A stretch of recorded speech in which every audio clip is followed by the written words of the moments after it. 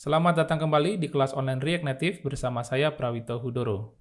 Pada materi kali ini kita akan mempelajari bagaimana melakukan testing untuk API yang telah disediakan oleh tim backend. Dalam kelas ini kalian nanti akan mendapatkan dokumentasi dari tim backend yang mana kita menggunakan Laravel, dan di sini kita akan melakukan testing untuk dokumentasi API yang telah mereka sediakan. Pertama, dari link ini, kalau kita buka di website, kita bisa melihat beberapa endpoint yang telah mereka siapkan. Contoh, ini endpoint untuk login. Di sini ada HTTP, Food Market, Backend, Boot with Angga, API login. Kemudian, di sini ada body-nya yang diperlukan, yaitu email dan juga password. Nah, di sini mereka membuat sampel nih. Kalau kita request ke sini dengan mengirimkan form, email, dan juga password, maka kita akan mendapatkan respon kurang lebih seperti ini. Nah, kita bisa melihat respon balikan dari mereka seperti ini.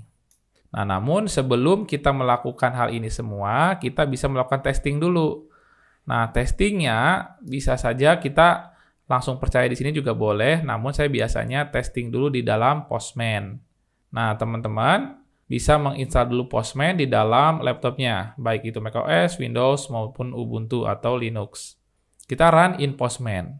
Nah, setelah di-run di Postman, maka collection-nya atau kumpulan dari API tadi akan masuk ke dalam list Postman kita. Nah, di sini saya sudah tandai bintang supaya dia berada posisi paling atas. Kemudian kalau kita buka, di sini ada sekitar 10 request atau 10 endpoint yang telah disiapkan.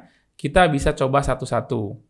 Mungkin kita bisa nyoba dengan register terlebih dahulu. Karena setiap kali user ingin masuk ke dalam aplikasinya, otomatis perlu register. Nah, di sini kalau kita lihat URL-nya ini, atau endpoint-nya ini, kemudian kita buka body-nya.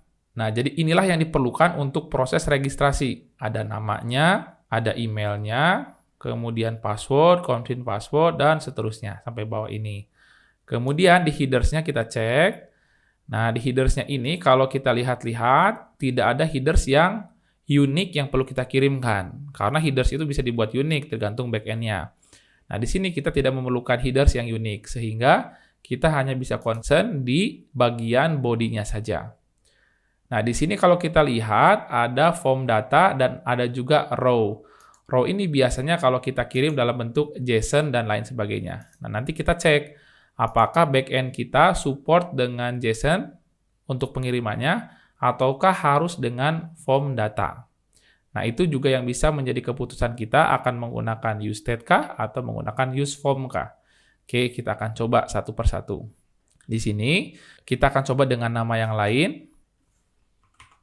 Kita coba mungkin nama yang lebih Indo.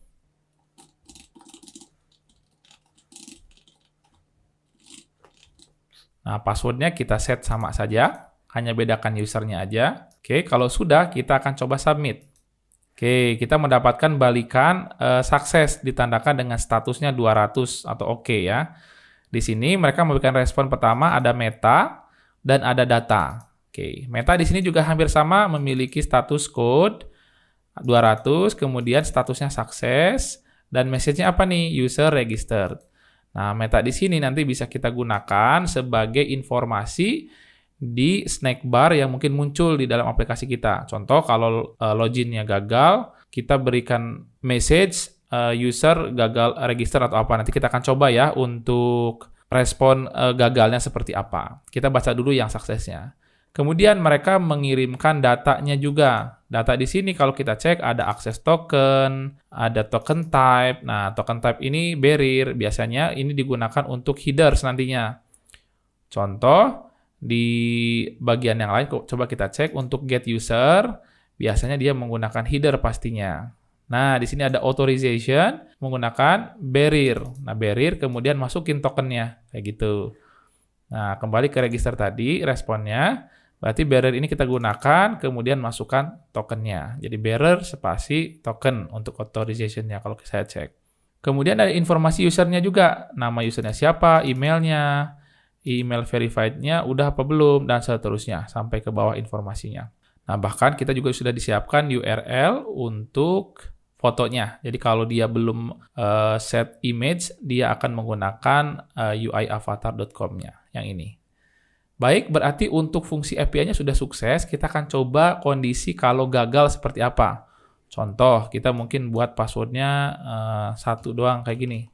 Biasanya sih backend memverifikasi kalau password ada minimal panjangnya.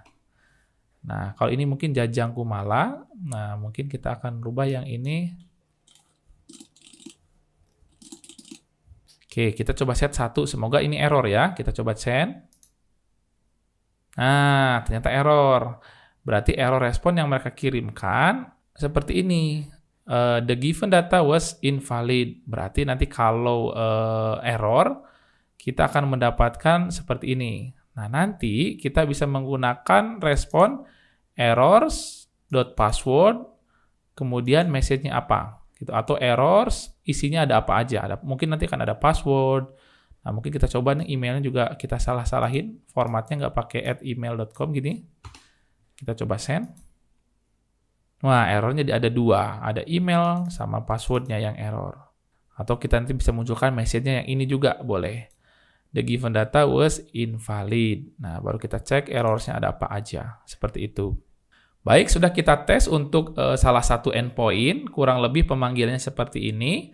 Nanti kita akan tes juga endpoint ini di dalam aplikasi kita.